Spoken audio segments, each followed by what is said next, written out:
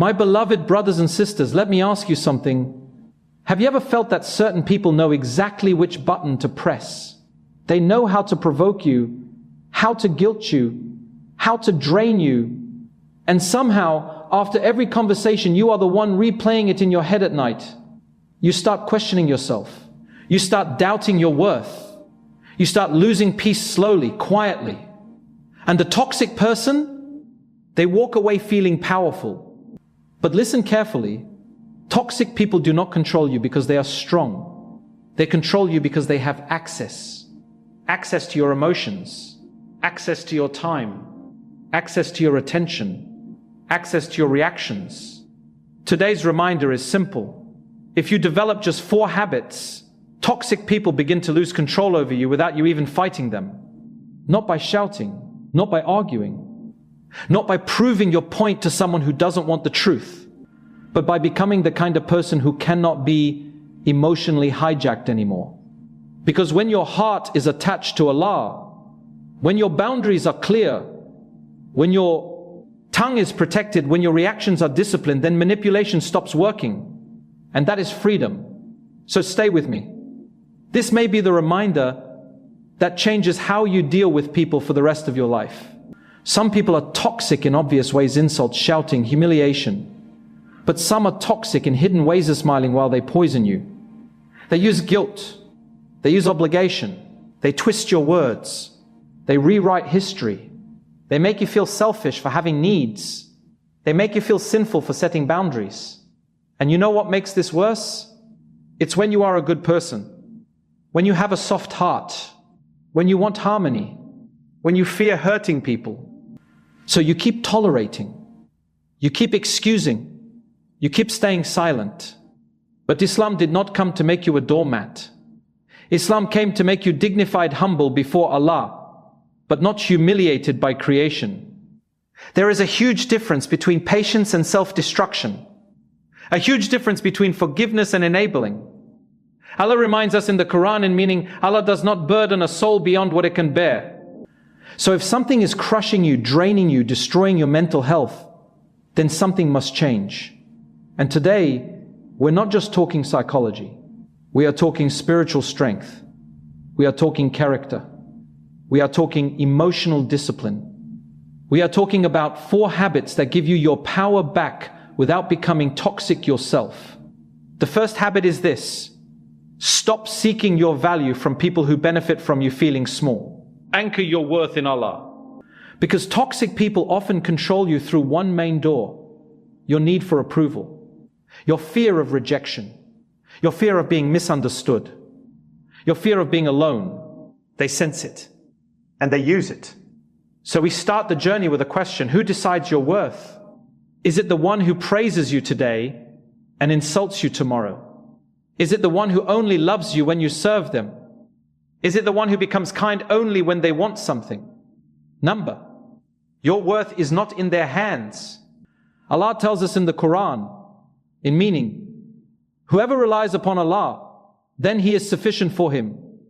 This is not poetry. This is power. When Allah becomes enough for your heart, people lose their grip. Toxic control feeds on emotional hunger. When you are starving for validation, you'll accept crumbs. But when you are fulfilled by Allah, you can walk away from crumbs with dignity. Now listen, this doesn't mean you become rude. It means you become stable. And stability is terrifying to manipulators because they cannot shake you easily. They want you to panic.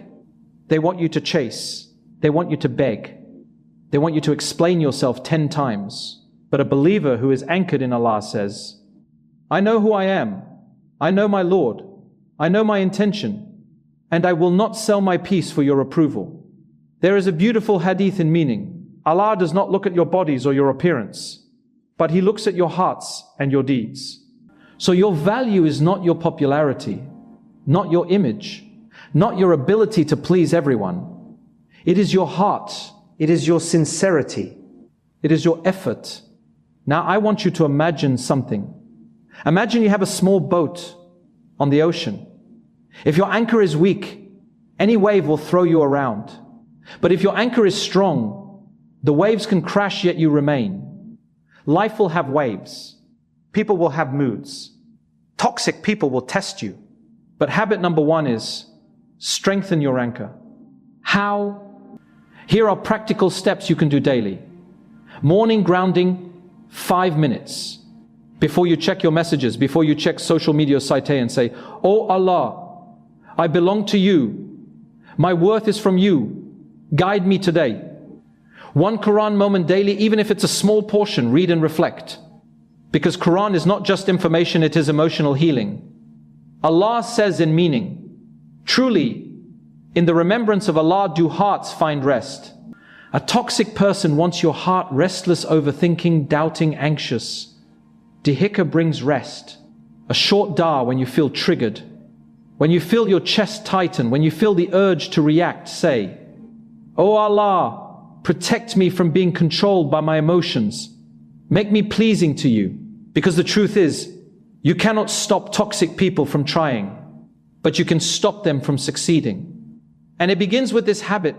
Your worth is not negotiable because it comes from Allah. Habit number 2, boundaries. And let me say this clearly, boundaries are not arrogance. Boundaries are not cruelty. Boundaries are not hatred. Boundaries are clarity. A toxic person hates clarity because clarity ends confusion. And confusion is where they operate. You see, some people want unlimited access to you, your time, your emotional energy, your private life, but they offer you no respect in return. So Islam teaches us something powerful. Be kind, but be wise. Be generous, but be careful. Be patient, but don't be abused. Allah describes the servants of the most merciful in meaning. And the servants of the most merciful are those who walk upon the earth gently. And when the ignorant address them harshly, they say words of peace. Notice, they don't match the ugliness. They don't become vulgar. They don't lose dignity. But they also don't become trapped. Boundaries can be quiet. Sometimes the strongest boundary is not a speech. It's distance. Not everyone deserves your full access.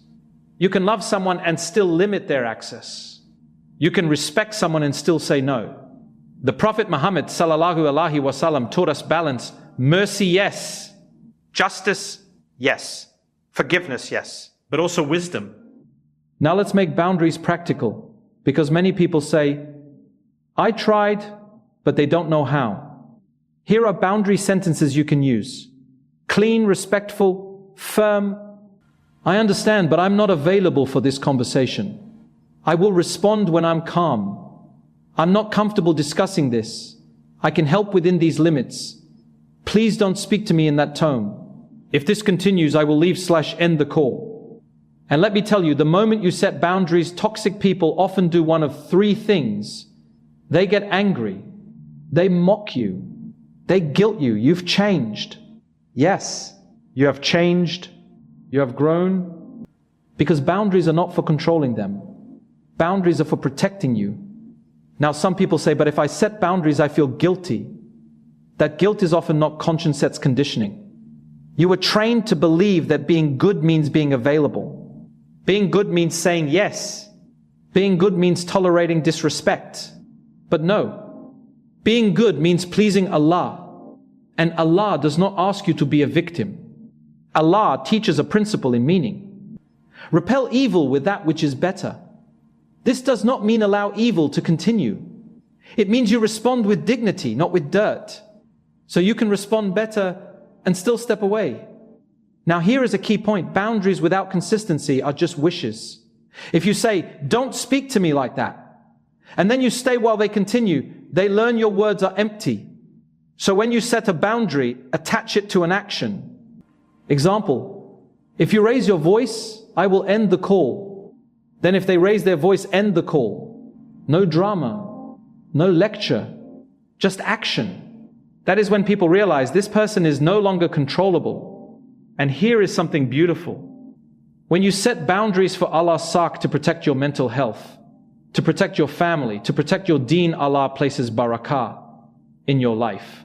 Because peace is a blessing, and you are allowed to protect it.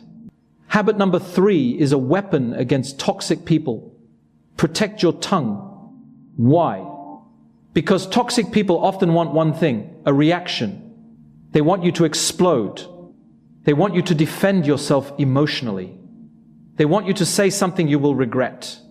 They want you to lose your dignity so they can later blame you. So you must learn a prophetic skill. Speak with intention, not emotion. There is a powerful hadith in meaning.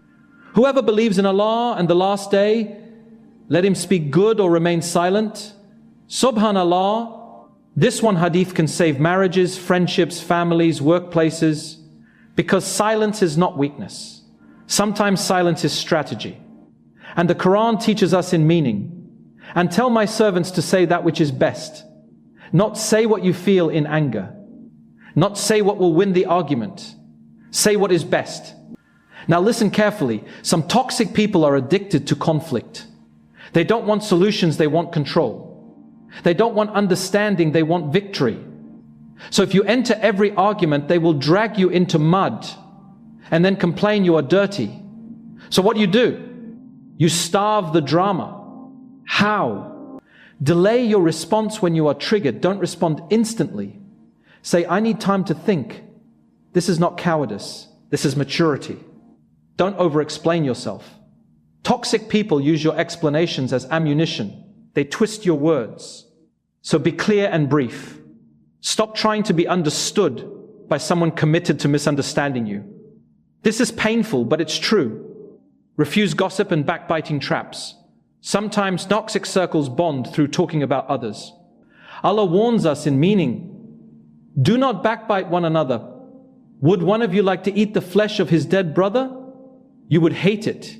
So don't let your tongue become a tool of darkness. Because once your tongue is clean, toxic people lose leverage. They can't say, you said this and that if you never said it. Now, one of the biggest control points is anger. There is a famous hadith where a man asked for advice, and the Prophet Muhammad sallallahu alaihi wasallam said, do not get angry. The man repeated the request, and again he said, do not get angry. Because anger makes you predictable, and manipulators love predictable emotions. When you are calm, you are free. And there is another hadith in meaning. The strong person is not the one who can wrestle others, but the strong person is the one who controls himself when angry. So strength is not volume. Strength is control. So here is a practical exercise. When you feel anger rising, relax your shoulders, take a slow breath, lower your voice, say, I will not discuss this while angry. Walk away if needed, you know what happens. Toxic people feel like they lost their remote control. Because before they could press a button and you would react. Now the button doesn't work. And when the button doesn't work, they either change or they leave. Either way, you win. Habit number 4, saber with action. Patience with decision. Forgiveness with wisdom. Not the kind of patience that keeps you in fire and calls it worship. The kind of patience that keeps your heart clean while your feet walk away. Allah tells us in meaning, indeed, Allah is with the patient. And also in meaning, good and evil are not equal. Repel evil with what is better than the one between whom and you there was hatred may become as a close friend. Yes, but repel with better does not mean stay available for abuse. Sometimes repelling with better means refusing to insult back, refusing to seek revenge, refusing to expose them, making dua for guidance, and then quietly limiting contact. This is high character. Now let me remind you of a moment from the Sirah. The Prophet Muhammad sallallahu alaihi wasallam went to Taif and faced rejection and harm. He was injured. He was mocked. He was hurt deeply. Yet he did not become bitter. He did not become revengeful. He turned to Allah. This teaches us people can hurt you, but they cannot own your heart. A toxic person wants to live inside your mind rent-free. They want you to replay their words. They want you to lose sleep. They want your mood to depend on them. Sabor is when you say, I will not let your chaos become my identity. Now, forgiveness. Forgiveness is powerful, but forgiveness does not always mean reconciliation. You can forgive someone and still say, I cannot trust you. I cannot be close to you. I will not open the same door you used to hurt me. That is not hatred. That is wisdom. And if you must interact with family, workplace, then keep it minimal, respectful, and protected. Here is a practical framework. If they are unsafe, create distance. If they are disrespectful, reduce access. If they are manipulative, keep communication short and documented when needed. If they are draining, stop explaining and start deciding. And always ask yourself, does being close to this person help my deen or harm my deen? Do I become better or worse around them? Do I feel closer to Allah or further from Allah? Because your heart is your responsibility. Now, one more Quranic reminder in meaning. Whoever is mindful of Allah, He will make for him a way out and provide for him from where he does not expect. Sometimes you stay in toxic relationships because you fear what will happen if you leave. You fear loneliness. You fear backlash. You fear losing support. But Allah says He will make a way out. Your job is to do the right thing with sincerity. Allah's job is to open doors you didn't even see. This is tawakkul. So habit number 4 is, be patient, keep your heart clean, and choose distance when necessary. Because your peace is not a small thing. Your peace is a gift from Allah. So let's summarize these 4 habits. Anchor your worth in Allah, not in people. Set boundaries with adab, without guilt. Guard your tongue, starve the drama. Respond with sabr, forgive if you can, and choose distance when necessary. And I'll end with this. You don't need to defeat toxic people. You just need to stop feeding what makes them powerful. When you stop reacting, they lose control. When you stop explaining, they lose control. When you stop chasing approval, they lose control. When you choose Allah over drama, they lose control. May Allah grant you strength without arrogance. May Allah grant you patience without weakness.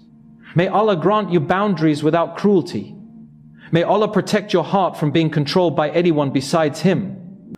O Allah, heal every heart that is exhausted. O Allah, guide those who harm others or remove their harm from our lives. O Allah, grant us wisdom in our relationships, dignity in our decisions, and peace in our homes. O Allah, make us among those who respond with what is best, who control themselves when angry, and who rely upon You completely. Ameen.